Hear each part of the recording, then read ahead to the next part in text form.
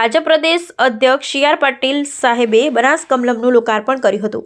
અતિ આધુનિક જિલ્લા ભાજપ કાર્યાલય બનાવ્યું છે ત્યારે પાલનપુરના ચડોતર ખાતે સી આર પાટીલે કમલમનું લોકાર્પણ કર્યું હતું।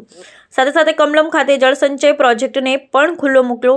જો કે સી આર પાટીલે મહત્વની વાત કરી કે ભાજપ પ્રદેશ પ્રમુખ પદને હવે કલાકો અથવા દિવસો છે ત્યારે સી આર પાટીલે સાંસદ ગેનીબેન પર પલટવાર કર્યો અને કહ્યું હતું કે બીજી વાર કોઈ એરા ગેરા નથ્થુ ગેરા ન આવી જાય। બનાસકાંઠાના કાર્યકર અને જિલ્લાના લોકો માટે પાલનપુરના ચડોતર ખાતે અત્યાધુનિક બનાસ જિલ્લા ભાજપ કાર્યાલય બનાવ્યું છે જેનું લોકાર્પણ ભાજપ પ્રદેશ પ્રમુખ સી આર પાટીલે કર્યું હતું।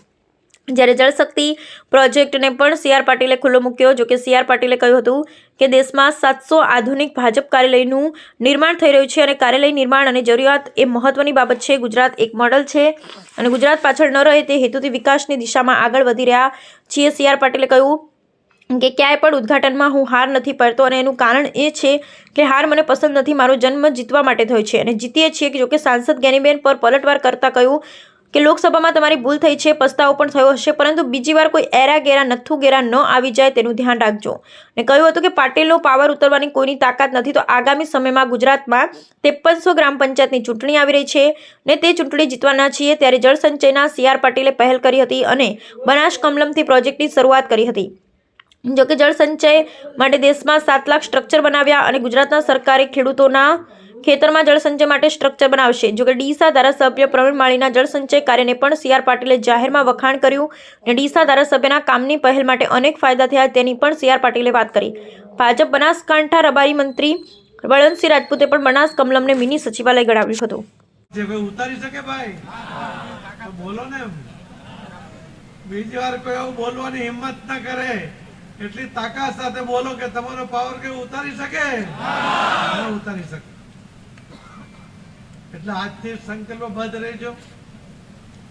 આવનારા દિવસમાં પાર્ટીને હજુ મજબૂત કરવાની છે।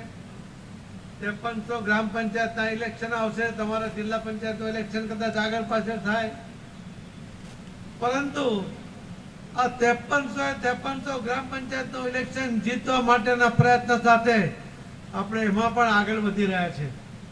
જરૂરી નથી કે હું જ પ્રમુખ હોઉં, પણ કાર્યકર્તા તો છું જ અને ચોક્કસપણે એ જીત માટે પણ પૂરી તાકાત તમારી સાથે લગાવીને આખા ગુજરાતમાં ફરીથી ડંકો વગાડવાનો છે।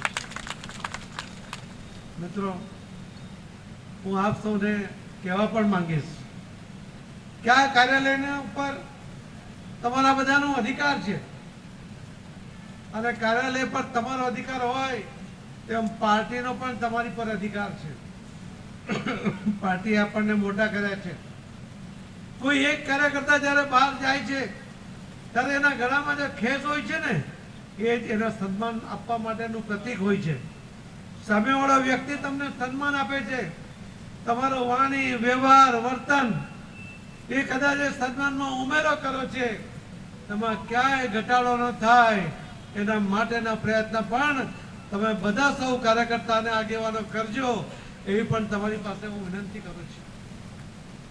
કાર્યાલય ઉદ્ઘાટનની વાત જ્યારે આવી ત્યારે મેં તો કહ્યું કે મારા તો હવે દિવસો ગણાય છે, કલાકો ગણાય છે, તેવા ટાઈમે હવે જે નવા આવશે તેની પાસે કરાવજો।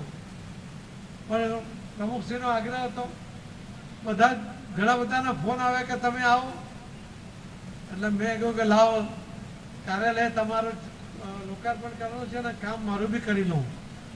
મોદી સાહેબે હમણાં જળ શક્તિ મંત્રાલયની જવાબદારી આપી છે ને? કોને આપી? અરે આપણને આપી, મને નહીં, આપણને બધાને આપી છે।